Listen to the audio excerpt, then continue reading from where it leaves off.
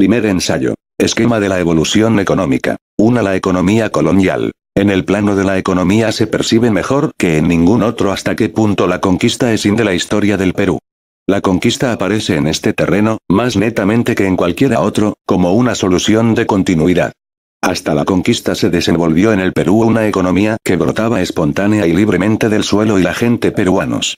En el imperio de los incas, agrupación de comunas agrícolas y sedentarias, lo más interesante era la economía. Todos los testimonios históricos coinciden en la aserción de que el pueblo incaico, laborioso, disciplinado, panteísta y sencillo, vivía con bienestar material. Las subsistencias abundaban, la población crecía. El imperio ignoró radicalmente el problema de Malthus.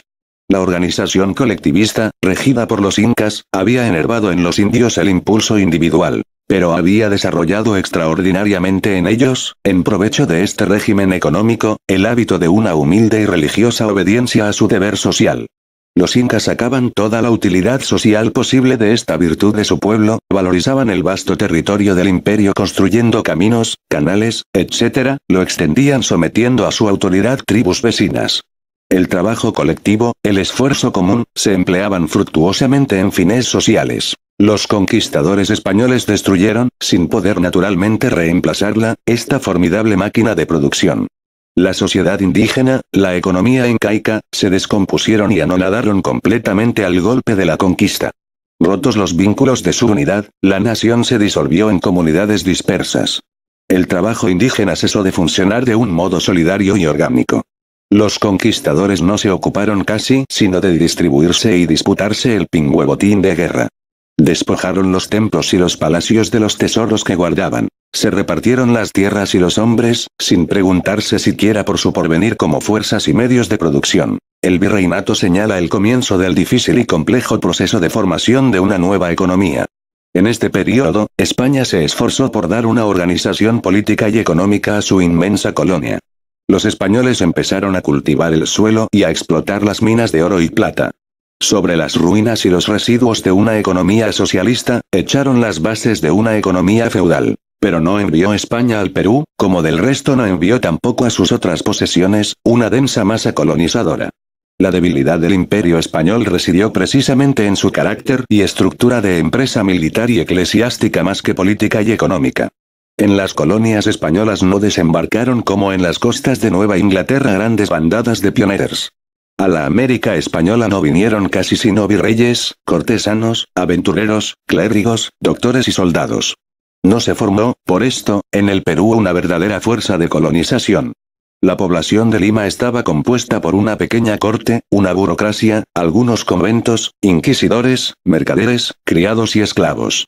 El pionero español carecía, además, de aptitud para crear núcleos de trabajo. En lugar de la utilización del indio, parecía perseguir su exterminio. Y los colonizadores no se bastaban a sí mismos para crear una economía sólida y orgánica. La organización colonial fallaba por la base. Le faltaba cimiento demográfico. Los españoles y los mestizos eran demasiado pocos para explotar, en vasta escala, las riquezas del territorio. Y, como para el trabajo de las haciendas de la costa se recurrió a la importación de esclavos negros, a los elementos y características de una sociedad feudal se mezclaron elementos y características de una sociedad esclavista. Solo los jesuitas, con su orgánico positivismo, mostraron acaso, en el Perú como en otras tierras de América, aptitud de creación económica. Los latifundios que les fueron asignados prosperaron. Los vestigios de su organización restan como una huella duradera. Quien recuerde el vasto experimento de los jesuitas en el Paraguay, donde tan hábilmente aprovecharon y explotaron la tendencia natural de los indígenas al comunismo, no puede sorprenderse absolutamente de que esta congregación de hijos de San Íñigo de Loyola, como los llama Unamuno, fuese capaz de crear en el suelo peruano los centros de trabajo y producción que los nobles, doctores y clérigos, entregados en Lima a una vida muelle y sensual, no se ocuparon nunca de formar. Los colonizadores se preocuparon casi únicamente de la explotación del oro y la plata peruanos. Me he referido más de una vez a la inclinación de los españoles a instalarse en la tierra baja.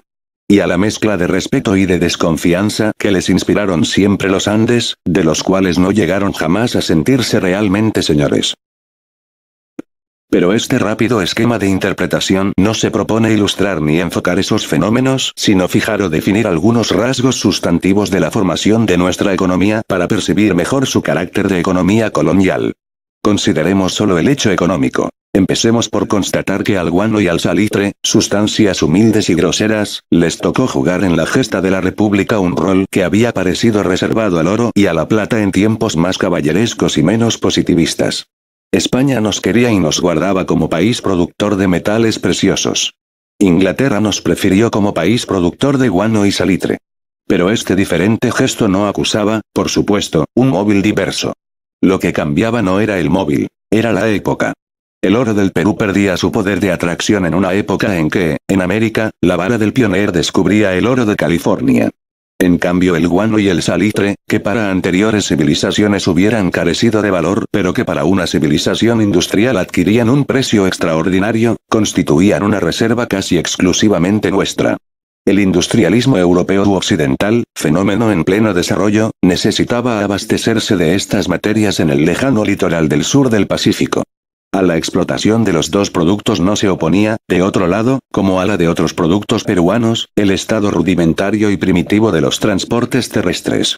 Mientras que para extraer de las entrañas de los Andes el oro, la plata, el cobre, el carbón, se tenía que salvar ásperas montañas y enormes distancias, el salitre y el guano yacían en la costa casi al alcance de los barcos que venían a buscarlos. La fácil explotación de este recurso natural dominó todas las otras manifestaciones de la vida económica del país. El guano y el salitre ocuparon un puesto desmesurado en la economía peruana. Sus rendimientos se convirtieron en la principal renta fiscal. El país se sintió rico. El Estado usó sin medida de su crédito. Vivió en el derroche, hipotecando su porvenir a la finanza inglesa. Esta es a grandes rasgos toda la historia del guano y del salitre para el observador que se siente puramente economista. Lo demás, a primera vista, pertenece al historiador. Pero, en este caso, como en todos, el hecho económico es mucho más complejo y trascendental de lo que parece. El guano y el salitre, ante todo, cumplieron la función de crear un activo tráfico con el mundo occidental en un período en que el Perú, mal situado geográficamente, no disponía de grandes medios de atraer a su suelo las corrientes colonizadoras y civilizadoras que fecundaban ya otros países de la América indo-íbera. Este tráfico colocó nuestra economía bajo el control del capital británico al cual, a consecuencia de las deudas contraídas con la garantía de ambos productos, debíamos entregar más tarde la administración de los ferrocarriles, esto es, de los resortes mismos de la explotación de nuestros recursos. Las utilidades del guano y del salitre crearon en el Perú, donde la propiedad había conservado hasta entonces un carácter aristocrático y feudal, los primeros elementos sólidos de capital comercial y bancario. Los profiteurs directos e indirectos de las riquezas del litoral empezaron a constituir una clase capitalista. Se formó en el Perú una burguesía, confundida y enlazada en su origen y su estructura con la aristocracia, formada principalmente por los sucesores de los encomenderos y terratenientes de la colonia, pero obligada por su función a adoptar los principios fundamentales de la economía y la política liberales. Con este fenómeno, al cual me refiero en varios pasajes de los estudios que componen este libro, se relacionan las siguientes constataciones. En los primeros tiempos de la independencia, la lucha de facciones y jefes militares aparece como una consecuencia de la falta de una burguesía orgánica. En el Perú, la revolución hallaba menos definidos, más retrasados que en otros pueblos hispanoamericanos, los elementos de un orden liberal burgués. Para que este orden funcionase más o menos embrionariamente tenía que constituirse una clase capitalista vigorosa. Mientras esta clase se organizaba, el poder estaba a merced de los caudillos militares. El gobierno de Castilla marcó la etapa de solidificación de una clase capitalista. Las concesiones del Estado y los beneficios del guano y del salitre crearon un capitalismo y una burguesía. Y esta clase, que se organizó luego en el civilismo, se movió muy pronto a la conquista total del poder. Otra faz de este capítulo de la historia económica de la República es la afirmación de la nueva economía como economía prevalentemente costeña. La búsqueda del oro y de la plata obligó a los españoles, contra su tendencia a instalarse en la costa, a mantener y ensanchar en la sierra sus puestos avanzados. La minería, actividad fundamental del régimen económico implantado por España en el territorio sobre el cual prosperó antes una sociedad genuina y típicamente agraria, exigió que se estableciesen en la sierra las bases de la colonia. El guano y el salitre vinieron a rectificar esta situación. Fortalecieron el poder de la costa. Estimularon la sedimentación del Perú Nuevo en la Tierra Baja. Y acentuaron el dualismo y el conflicto que hasta ahora constituyen nuestro mayor problema histórico. Este capítulo del guano y del salitre no se deja, por consiguiente, aislar del desenvolvimiento posterior de nuestra economía. Están ahí las raíces y los factores del capítulo que ha seguido. La Guerra del Pacífico, consecuencia del guano y del salitre, no canceló las otras consecuencias del descubrimiento y la explotación de estos recursos, cuya pérdida nos reveló trágicamente el peligro de una prosperidad económica apoyada o cimentada casi exclusivamente sobre la posesión de una riqueza natural, expuesta a la codicia y al asalto de un imperialismo extranjero o a la decadencia de sus aplicaciones por efecto de las continuas mutaciones producidas en el campo industrial por los inventos de la ciencia. La clase terrateniente no ha logrado transformarse en una burguesía capitalista, patrona de la economía nacional. La minería, el comercio, los transportes, se encuentran en manos del capital extranjero. Los latifundistas se han contentado con servir de intermediarios a este, en la producción de algodón y azúcar. Este sistema económico, ha mantenido en la agricultura, una organización semifeudal que constituye el más pesado lastre del desarrollo del país. La supervivencia de la feudalidad en la costa, se traduce en la languidez y pobreza de su vida urbana. El número de burgos y ciudades de la costa, es insignificante. Y la aldea propiamente dicha, no existe casi sino en los pocos retazos de tierra donde la campiña enciende todavía la alegría de sus parcelas en medio del agro feudalizado. En Europa, la aldea desciende del feudo disuelto. En la costa peruana la aldea no existe casi, porque el feudo, más o menos intacto, subsiste todavía. Las exportaciones de azúcar y algodón establecen el equilibrio de nuestra balanza comercial, mas los cultivos, los ingenios y las exportaciones de que se enorgullecen los latifundistas, están muy lejos de constituir su propia obra. La producción de algodón y azúcar ha prosperado al impulso de créditos obtenidos con este objeto, sobre la base de tierras apropiadas y mano de obra barata. La organización financiera de estos cultivos, cuyo desarrollo y cuyas utilidades están regidas por el mercado mundial, no es un resultado de la previsión ni la cooperación de los latifundistas. La gran propiedad no ha hecho sino adaptarse al impulso que le ha venido de fuera.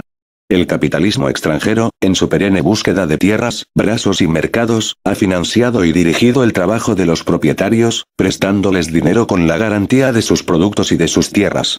Ya muchas propiedades cargadas de hipotecas han empezado a pasar a la administración directa de las firmas exportadoras. La experiencia más vasta y típica de la capacidad de los terratenientes del país, nos la ofrece el Departamento de la Libertad.